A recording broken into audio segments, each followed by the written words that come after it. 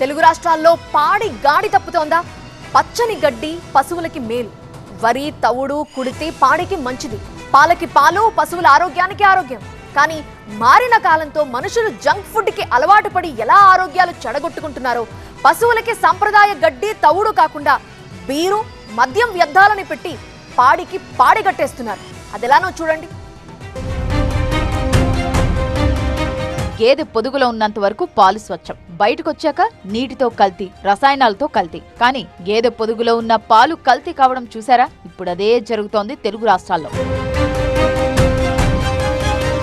ఒకసారి ఇక్కడ చూడండి. ఇక్కడ గేదెలు తింటున్నది నేచురల్ దాణా కాదు, బీరు పిప్పి వ్యర్థాల ద్రావకం. ఇది తక్కువ మోతాదులో ఇస్తే గేదెకు మంచిదే, పాలకు మంచిదే. కానీ ఎక్కువ పాల దిగుబడి కోసం పచ్చగడ్డి తవుడుకు బదులు బీరు పిప్పినే ఎక్కువగా ఉపయోగిస్తున్నారు. తమిళనాడు నుంచి అతి తక్కువ రేటుకు బీరు వ్యర్థ పదార్థాలు అందుబాటులో ఉండటంతో, అది కూడా తవుడు కంటే చవకగా ఉండటంతో చాలా మంది వీటినే పశువులకు దాణాగా పెడుతున్నారు. దీంతో పశువులకే కాదు, పాల నాణ్యత కూడా దెబ్బతింటోంది.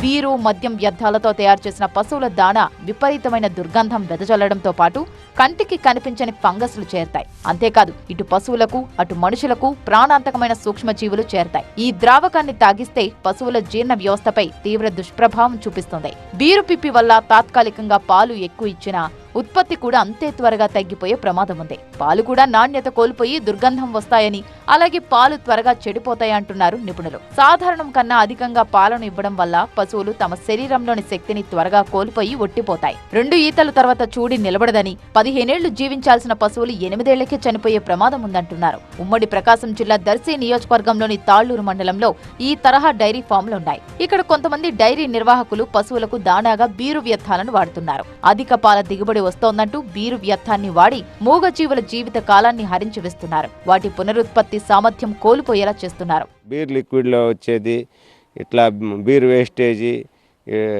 మొలాసిస్ బెల్లంలో వచ్చే వేస్టేజీ ఇట్లాంటివి తక్కువ రేట్లో వస్తున్నాయని వాడటం వల్ల గేదెల ఆరోగ్యం దెబ్బతింటం వల్ల పాలు 3 నెలలకే గేదె వీక్ అయిపోవటం, గేదె చనిపోవడం జరుగుతుంది.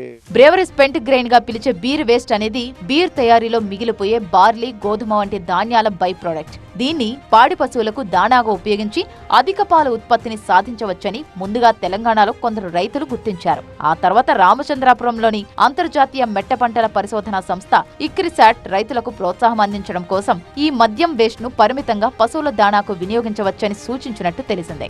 దీంతో బీరు పరిశ్రమ నుంచి స్పెంట్ మాల్ట్ ను కొన్ని పొదుపు సంఘాలు కిలోల చొప్పున కొని పాడి రైతులకు కొంత లాభంతో అమ్మడం ప్రారంభించాయి. అలా తెలంగాణలోని ఫసల్వాడి గ్రామంలోనే దాదాపు 60 మంది పొదుపు సంఘాల మహిళలు, రైతులు ఈ దాణాను వారి పాడి పశువులకు ఉపయోగించి అధిక పాల ఉత్పత్తిని పొందినట్టు వార్తలొచ్చాయి. దీంట్లో ప్రోటీన్, ఫైబర్ అధికంగా ఉంటుంది కాబట్టి పశుగ్రాసానికి మేలైనదిగా భావిస్తారు.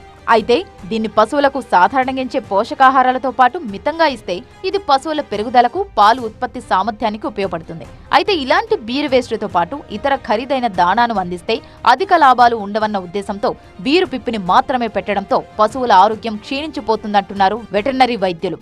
పచ్చగా బీరు పట్టే వాడితే కొంచెం ఇబ్బంది వస్తుంది. ఏమిటంటే వానిలో శరీరంలో ఉన్నటువంటి కాల్షియం అంతా లాగేసి మనకి పాల దిగుబడి ఆ యొక్క ఈత వరకే వస్తాయి అన్నమాట. తదుపరి కాలంలో రావు.